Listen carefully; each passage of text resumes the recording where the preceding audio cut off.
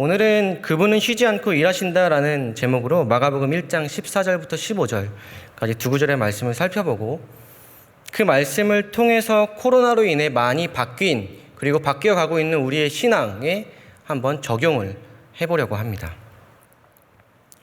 벌써 9월의 마지막 주입니다, 여러분. 이제 한 주만 더 지나면 10월달이 되고요.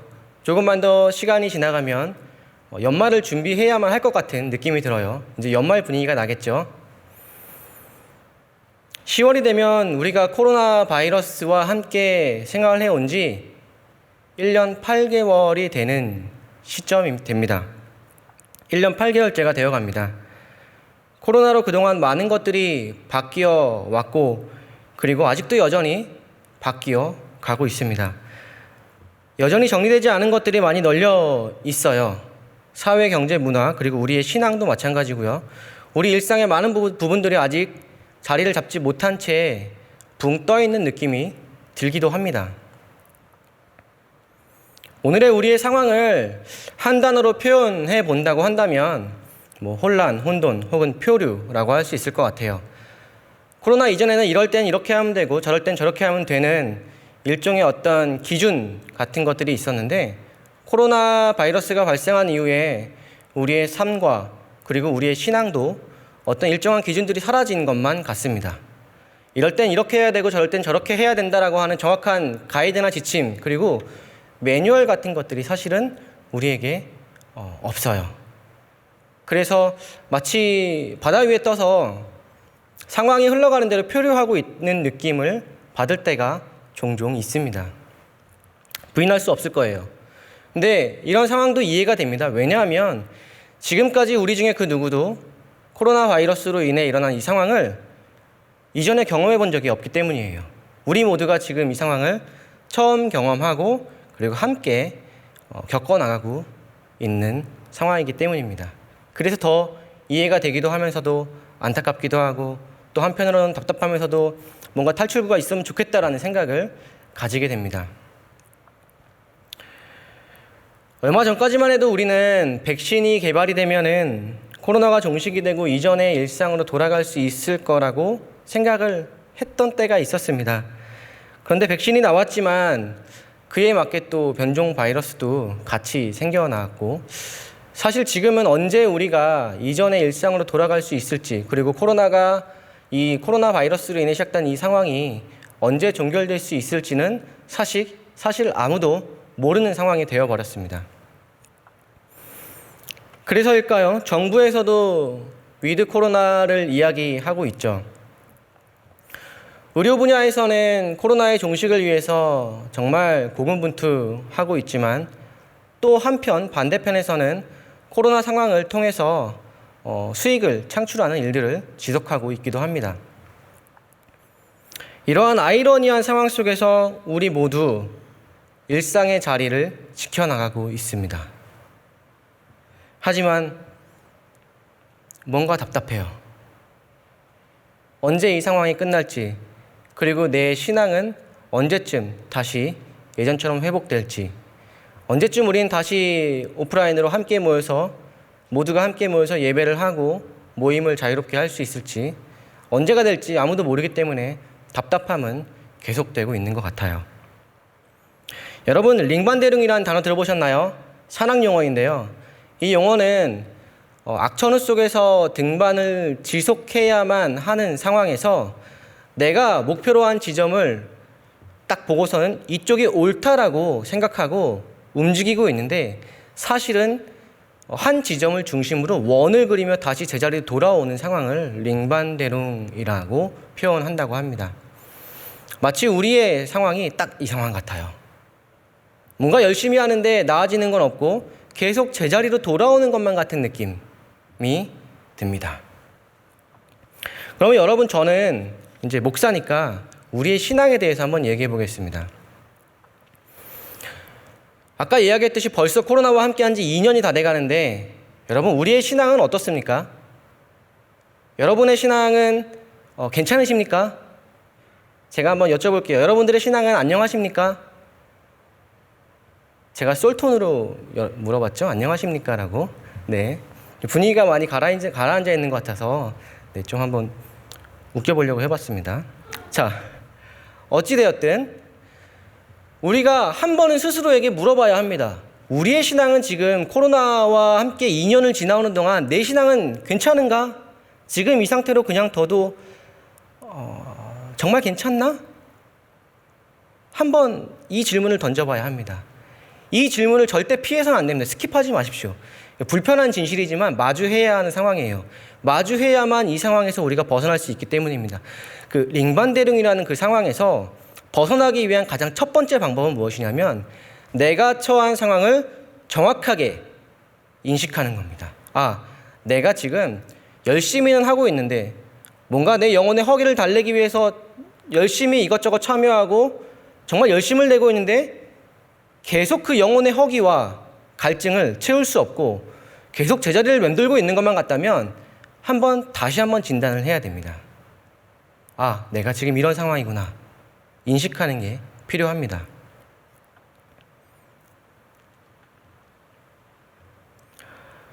제가 최근에 이제 만나는 청년들에게 계속 물어보는 게 있습니다. 뭐냐면, 야, 우리가 코로나로 벌써 2년 동안 함께 오는데 너 신앙은 어떠니? 제가 듣기로는 대부분의 청년들의 신앙이 예전만큼 그렇게 건강하고 성장하고 영적인 유익을 얻고 있다라고 듣지 못하고 있습니다. 온라인 예배와 오프라인 예배를 하고 있지만 모임을 제대로 할 수 없고 또 온라인 예배도 그 기간이 길어지면서 온라인 예배도 예배지만은 제대로 드리지 못하는 무슨 말인지 아시죠, 여러분? 온라인 예배를 드리신 분들은 다 아실 겁니다. 물어보면은 대부분의 청년들이 이렇게 얘기합니다. 제 신앙은 괜찮지 않습니다. 왜 괜찮지 않니? 라고 물어보면 교회에 대면으로 함께 할 수 없고 모여서 나눔을 할 수 없기 때문에 그렇습니다. 라고 이야기를 합니다. 맞아요. 맞습니다. 우리는 그동안 함께 예배하고 교제하면서 얻는 영적인 유익들이 너무 컸습니다. 그리고 이 사실이 우리의 신앙을 지금까지 견인해 왔다고 볼 수 있습니다. 그 힘이 한국교회를 또 여기까지 이끌어 왔습니다. 이런 상황이 어색하지 않은 이유는 기독교 자체가 공동체의 종교이기 때문이에요. 우리가 절대 그것을 부인할 수는 없습니다. 그런데 지금 그것을 할 수 없게 되어버렸어요. 아니요, 이전처럼 할 수 없게 되었어요. 작년 8월에 한국교회의 표준이 되는 500개의 교회의 성도들에게 설문조사를 했습니다. 코로나 이전과 비교해서 당신의 신앙은 늘었습니까? 줄었습니까? 라고 설문조사를 했습니다. 여기서 신앙을 늘었다, 줄었다라고 표현하는 게 여러분 무슨 의미인지 아실 겁니다. 늘었습니까? 줄었습니까? 라고 이렇게 묻자 36%의 성도분들이 신앙이 줄었습니다. 라고 대답을 했습니다. 이게 작년 8월 이야기입니다. 지금 딱 거의 1년이 지났죠. 지금 만약에 다시 설문조사를 한다면 더 많은 퍼센트의 분들이 내 신앙이 줄었다라고 이야기를 할 것만 같아요. 이것을 통해서 우리가 알 수 있는 것은 딱 두 가지입니다. 우리의 신앙생활에 교회가 주는 비중이 컸다. 그리고 우리의 신앙생활은 그만큼 교회 의존적이었다. 라고 볼 수 있습니다. 그런데 지금 코로나로 인해서 우리 한국교회가 성도들과 함께 신앙의 호흡을 맞춰왔던 그 방법을 이전처럼 똑같이 할 수 없게 되었어요. 그 말은 무엇입니까, 여러분? 그 말은 뭐예요? 변화가 필요한 시점이라는 이야기입니다. 변화가 필요한 시점에 여러분들은 지금 서 계신 거예요. 이런 현실을 마주하게 되면 우리는 변화를 촉구할 수밖에 없게 됩니다. 지금 굉장히 중요한 신앙의 변곡점에 우린 서 있습니다. 변곡점이라는 것은 내가 어떤 것을 선택하느냐에 따라서 결과가 달라질 수도 있어요. 좋아질 수도 있고 나빠질 수도 있습니다. 그러면 이전에 우리가 해왔던 신앙의 패턴을 그대로 유지할 수 없고 그것이 더 이상 효과가 나지 않는다면, 그것을 통해서 우리가 영적 유익을 얻을 수 없다면, 이전만큼 못하다면 분명히 우린 패턴을 바꿔야 합니다. 그렇죠, 여러분? 바꿔야 해요. 그러면 지금 이 순간은 우리한테 신앙의 위기예요. 이전과 똑같은 방법으로 할 수 없고 변화해야만 하기 때문에 위기가 맞아요. 역사적으로 볼 때 신앙인들의, 우리 기독교인들의 신앙은 위기 때 어떻게 되어져 왔어요, 여러분? 위기 때 더 깊어져 왔습니다. 신앙이라는 게 사실 속성 자체가, 특성이 위기를 마주하면 더 깊어지는 게 원리예요. 근데 여러분, 우리는 지금 신앙의 위기를 겪고 있잖아요. 근데 우리의 신앙은 깊어지고 있습니까? 한번 곰곰이 돌아볼까요? 우리가 잘 아는 1세기 초기의 그리스도인들의 삶이 그러했고, 성경에 나오는 그 수많은 신앙의 인물들, 믿음의 조상들, 우리가 얘기하는 그 사람들이 모두 다 위기를 겪으면서 하나님 앞에 바르게 서기 시작했어요. 그러면 지금 우리는 신앙의 변화가 필요한 시점이고 위기이면서 동시에 우리의 신앙이 깊어져야 하는 시기입니다. 그 내공이 단단해져야 하는 시기입니다. 그냥 이대로 코로나가 종식될 때까지 기다리고 대면 예배가 열리면 열리는 대로, 그리고 안 되면 안 되는 대로 그냥 이렇게 수동적으로 있을 때가 아니라 능동적으로 내가 내 신앙을 지켜나가기 위해서 뭔가를 해야 할 때라는 겁니다. 여러분, 신앙의 주체는 누구입니까? 좀 냉정하게 들릴 수 있겠지만 신앙은 여러분들 거예요. 각 개인의 것입니다. 신앙이라는 게 기본적으로 여러분들의 삶 속에 찾아오신 예수 그리스도를 통해서, 그분을 내가 만남으로 인해서 내 가슴 속에서 벅차오르는 그 감정적 첫 반응이 신앙으로 표현되는 거죠. 이 신앙을 누가 끌어주길 기대하는 게 아니라 여러분들 스스로가 주체적으로 의지를 가지고 움직여야 할 때예요.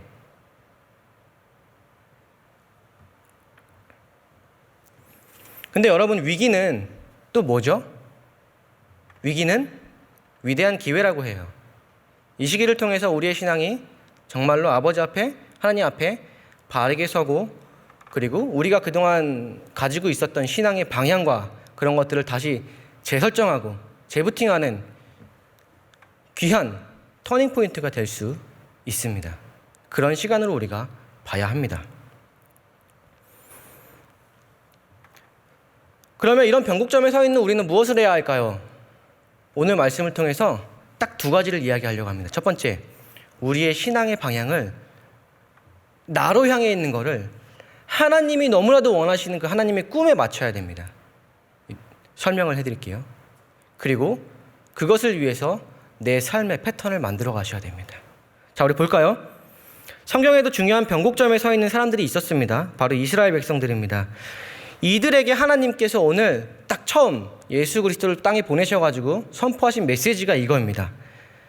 이르시되 때가 찼고 하나님의 나라가 가까이 왔으니 회개하고 무엇을 믿으라? 복음을 믿으라 하시더라. 아멘. 오랫동안 이스라엘 백성들은 오랫동안 때를 기다려왔습니다. 늘 때를 기다려왔어요. 어떤 때입니까? 하나님께서 자기 백성들을 구원하셔가지고 모든 열방 가운데에서 으뜸으로, 중앙에 세우셔서 으뜸으로 세우실 그날, 메시아를 보내실 그때를 누구보다 기다려왔습니다. 그때는 어떤 때입니까? 우리가 이야기하는 이런 시간의 1시, 2시, 3시, 4시라는 크로노스의 때가 아니라 하나님이 인간 역사에 개입하시는, 하나님이 여러분들의 삶에 강력하게 구체적으로 개입하시는 때, 카이로스라고 하죠. 그때예요. 그때가 지금 오늘 마가복음 1장 본문을 통해서 이 땅에 하나님이 구체적으로 인류의 역사 속에 개입하시는 그때가 딱 여기 등장하는 겁니다. 카이로스의 시간이죠. 이때를 유대인들은 누구보다 기다려왔습니다. 왜냐하면 하나님이 약속하셨거든요. 아브라함을 통해서 내가 너로 큰 민족을 이루게 하고 너의 민족을 통해서 내가 다른 열방을 복되게 하리라 라고 말씀하셨거든요. 그 약속 하나 믿고 붙들고 어려운 시기를 이겨왔습니다. 하나님이 약속하셨지만 그들의 삶은 순탄하지 않았어요. 그들은 늘 이집트와 바벨론과 페르시아, 그리고 주변의 강대국들의 지배와 또 누가 있죠? 블레셋, 암몬, 에돔, 이런 주변의 많은 민족들의 끊임없는 침략에 시달려 왔습니다. 그러다가 여러분 구약의 마지막 어떻게 끝납니까? 이스라엘 백성들은 포로 생활을 하면서 끝이 나요. 그리고 예수님이 오시기까지 약 470년 정도 되는 시간 동안 하나님은 자기가 택한 백성들에게 아무 말씀을 안 하십니다. 여러분 470년이라는 시간이 잘 안 느껴지시죠? 어마어마한 시간입니다. 여러분 지금 2020년인데 여기서 470년을 빼볼까요? 그럼 몇 년도가 되죠? 1500년대가 될 거예요. 1500년대부터 오늘까지 하나님께서 여러분들에게 아무 말씀을 안 하신다고 생각해 보십시오. 당신을 따르는 백성들에게 어떤 사인도 시그널도 메시지도 주지 않으세요. 분명히 하나님은 나에게 함께 하시고 나를 구원하시겠다고 약속하셨는데 그분을 믿고 끝까지 따라왔는데 구약 성경 약속의 말씀은 포로 생활에서 끝이 나고 거의 500년 동안 말씀하지 않으시고 침묵의 시기를 겪고 있다가 신약 성경이 딱 시작됩니다. 신약이 시작되는 그 시기에 이스라엘 백성들은 어떤 모습일까요? 여전히 로마의 식민지로 살아가고 있어요.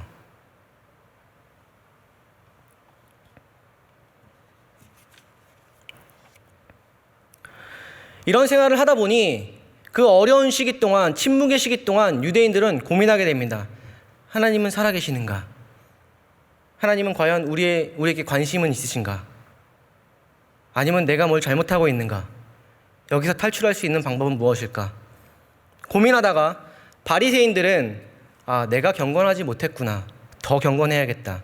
라고 생각하면서 율법들을 열심히 더 지켜나갑니다. 그리고 우리가 들었던 에스네파라는 사람들은 속세에 있으면 안 되겠다. 광야로 가자. 광야로 가서 동굴 생활을 합니다.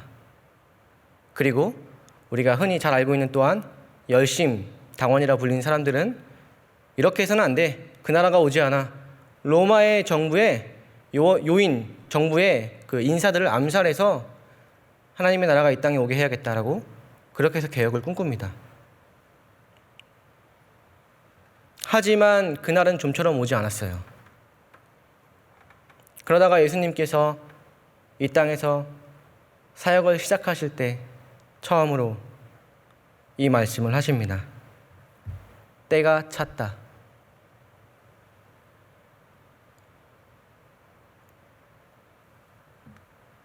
누가 들어도 예수님이 말한 이때는 그들이 그렇게 기다리고 기대하던 하나님이 인간 역사에 개입하던 때였습니다.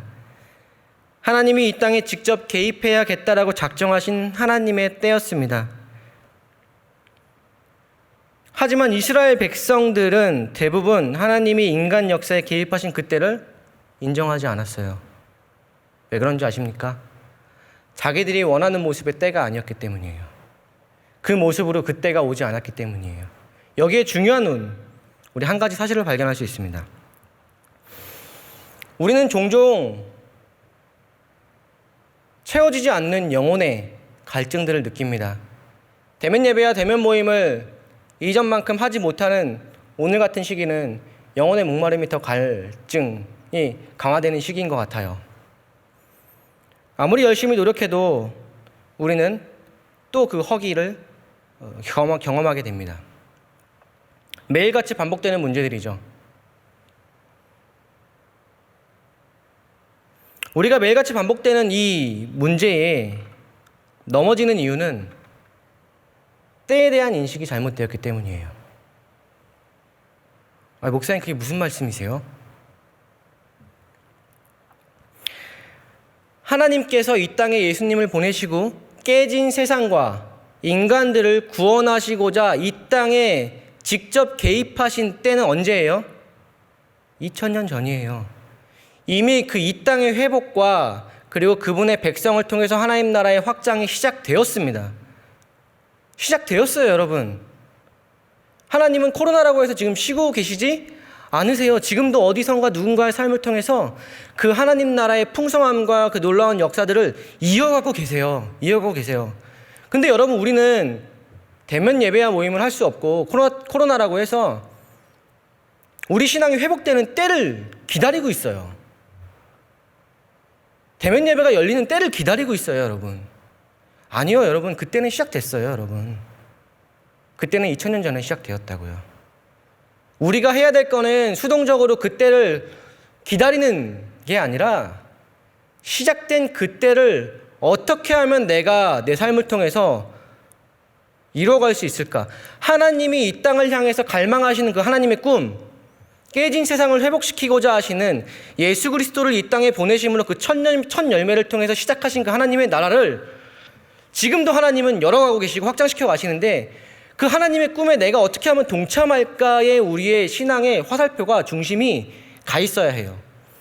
근데 우리가 계속 신앙의 허기를 채우지 못하고 맴도는, 그 주변을 계속 맴도는 이유는 우리의 신앙의 초점이 하나님의 시선과 하나님이 바라시는 꿈에 가 있는 게 아니라 내 신앙의, 내 중심의 결핍에 가 있기 때문이에요. 하나님께서는 말씀을 통해 우리의 인생을 뭐라고 표현하십니까? 터진 웅덩이 같다라고 말씀하세요. 아무리 채워도 채워질 수 없는 터진 웅덩이 같은 게 우리 인생입니다. 근데 그 인생을 우리는 하나님의 꿈으로 채워야 되는데, 하나님의 꿈이 아니라 내 안에 부족한 것들을 보고 이거를 채우기를 계속 거기에 집중하고 있는 겁니다. 거기에 에너지를 쓰고. 안 채워집니다, 여러분.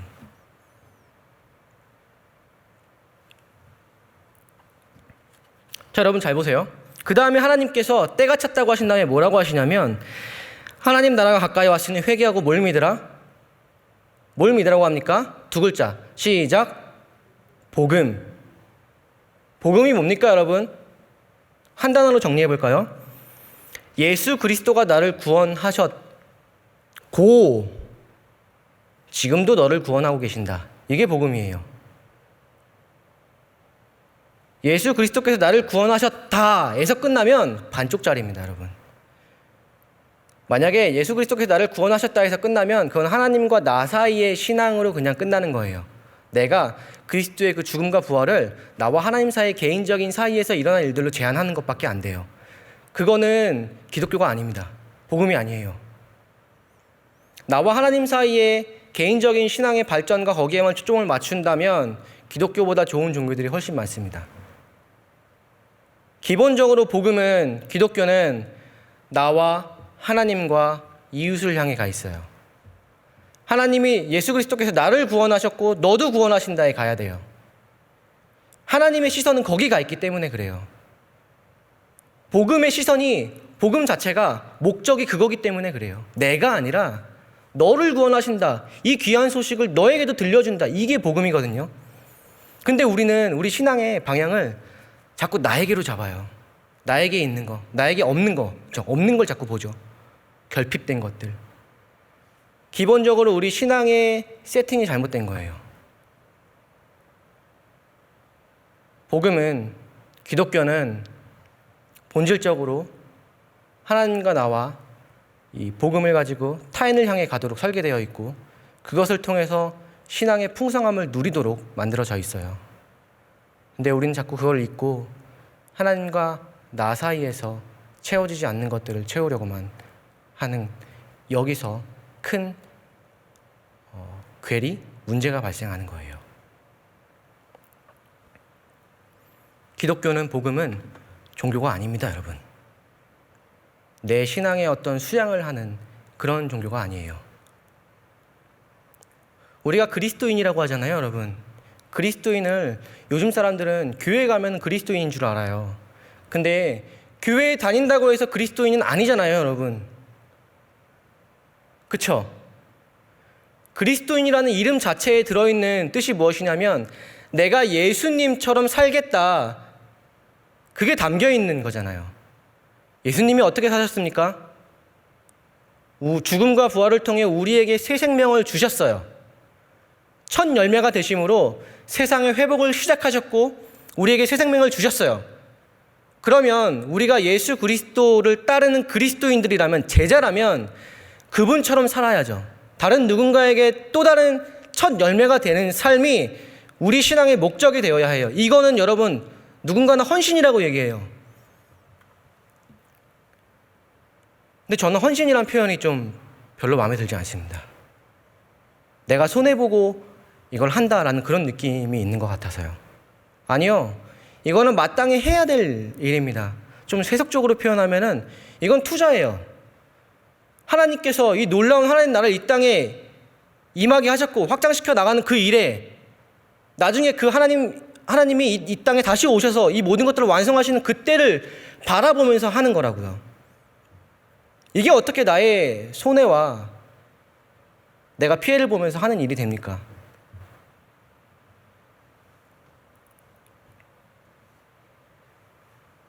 신앙의 무기력함과 매너리즘에 빠져 있다면 나는 하나님의 꿈을 꾸고 있는지 아니면 내 꿈을 하나님에게 강요하고 있는지를 돌아봐야 합니다. 하나님의 꿈은 하나님 나라의 임재와 확장에 있어요. 지금도 그 꿈을 꾸고 계세요. 멈추지 않으시고요. 그분에게는 코로나라고 상황 이런 것들이 문제가 되지 않습니다. 지금도 어디선가 쉬지 않고 일하고 계세요. 다른 이를 위한 삶, 희생을 통해 사람을 세우는 삶이 복음의 본질입니다.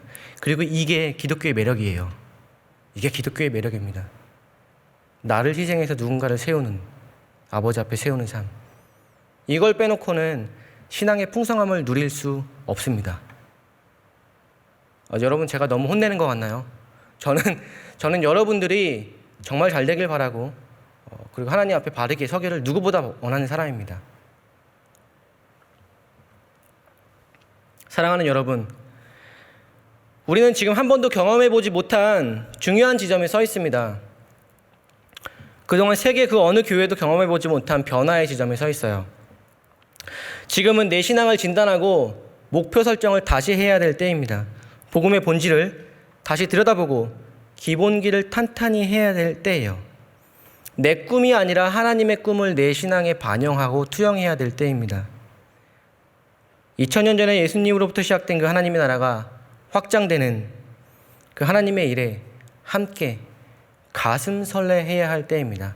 그래서 우리의 매일매일 아침이 눈 뜨면 기대감으로 가득 차 있어야 해요. 왜요? 하나님이 일하실 거니까요. 내 삶을 통해서 하나님이 오늘도 또 무언가를 이루어 가실 거니까 기대감으로 가득 찰 수밖에 없습니다. 그래서 우리의 삶이 하나님의 놀라운 섭리 아래에서 하나님 나라가 확장되어 가는 것을 경험하고 그 가운데 부어지는 은혜들을 풍성하게 누리는 삶을 사는 여러분들 되길 축복합니다. 그런 제자가 되길 축복합니다. 삶의 목적과 방향이 하나님으로부터 나에게 오는 게 아니라 하나님으로부터 하나님과 함께하는 사람들로 향하기를 간절히 축복합니다. 마지막으로 그리스도 앞에 사람을 세우는 일, 그 일을 하나님과 함께 이어나가는 저와 여러분들이 되기를 간절히 축복합니다. 아멘. 네. 10월 한 달 동안 1, 2, 3청과 그리고 각 부서에서 썸데이를 준비하고 있습니다. 특별히 청년 2부는 오늘 3부 예배를 시작으로 4주 동안 썸데이가 진행되는데요. 한 영혼을 마음에 품는 일을 오늘부터 시작하게 됩니다. 태신자를 작정하는 시간을 좀 이 시간에 가지려고 하는데 그 전에 앞서 준비한 영상을 우리가 한번 보면 좋을 것 같아요. 한번 보시겠습니다.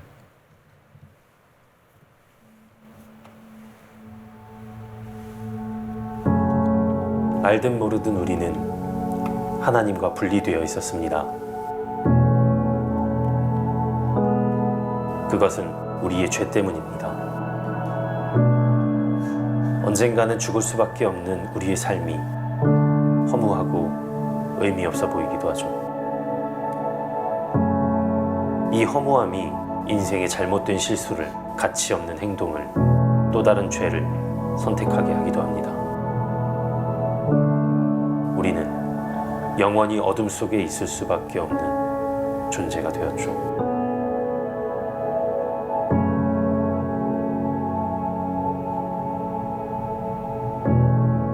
하지만 하나님은 우리를 너무나도 사랑하셨습니다. 어떤 대가를 치르더라도 우리를 죄에서 꺼내시기로 하셨죠. 그 대가는 바로 그의 아들. 그는 우리 모두를 대신했습니다. 그의 죽음은 우리가 죽어야 할 죽음이었습니다.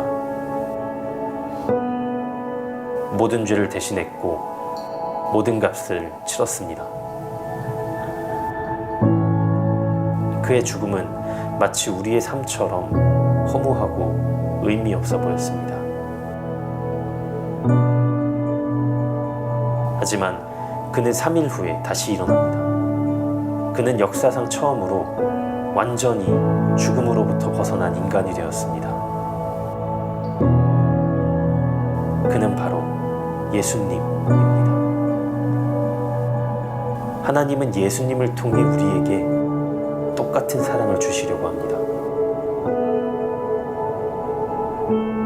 예수님의 십자가 죽음으로 죄에 대하여는 죽고 부활하심으로 우리는 의에 대하여 살아났습니다. 예수님의 부활을 믿는다면 우리도 또 다른 열매가 될 것입니다. 죄에서 벗어난 우리의 삶은 가치 있고 의미 있습니다. 마치 예수님이 그 첫 열매가 되신 것처럼 말이죠. 하나님이 다시 주신 이 삶을 당신은 어떻게 살아갈 것인가요?